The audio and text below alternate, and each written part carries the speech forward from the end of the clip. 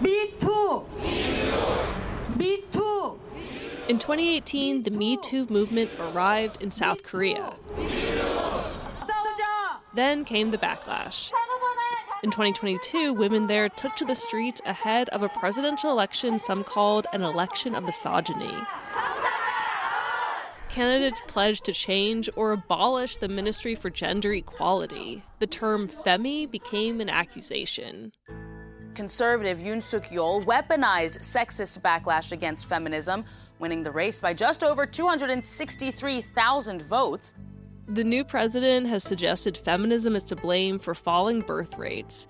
South Korea already has the world's lowest fertility rate and one of the lowest rates of labor force participation for women. Korean culture has been strongly a Confucian and patriarchal society traditionally.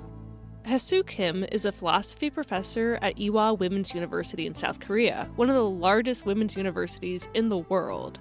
She wanted to approach this traditional belief a little differently, so she went searching for female intellectuals. Because I had to teach, the students I taught were all women. One philosopher and writer, Yunjidang, stood out. Many women intellectuals devoted themselves to poems or paintings, but Im was interested in Confucian texts. Despite the overwhelming patriarchal beliefs of her time, Im says women can become sages. She was actually the first Confucian woman philosopher in our history, I think. Im Yunjidang was born in 1721. Her father died when she was young, and the family had to move to a mountain village.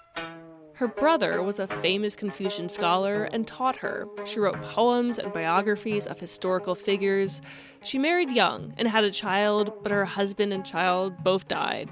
So she took care of her in-laws and even adopted her nephew. But he also died earlier than the mother. So it's a kind of unfortunate and unhappy situations she lived. So she cared for a lot of family members in her life in some pretty miserable conditions. Women were meant to occupy the within, men occupied the outside. Women were not free to go outside of the house, and they should stay within their own spaces. In her writing, Im Yunjidang carved a way within those confines to express women's desire to be in the public world. She writes, "Though I am woman, the nature I originally received was no different from that of a man.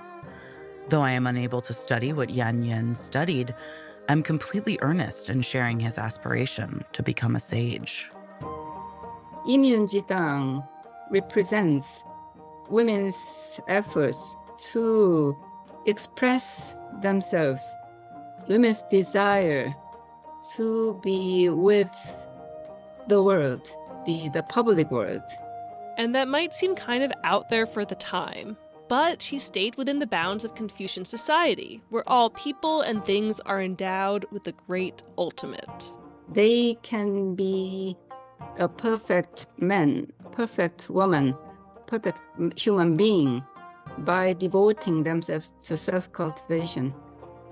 Im Yunjidang died in 1793, but her idea that women can be equal to men in matters of morality is still relevant and debated today. The step-by-step process of becoming a sage is no small feat. For Philosophy Talk, I'm Holly McDede.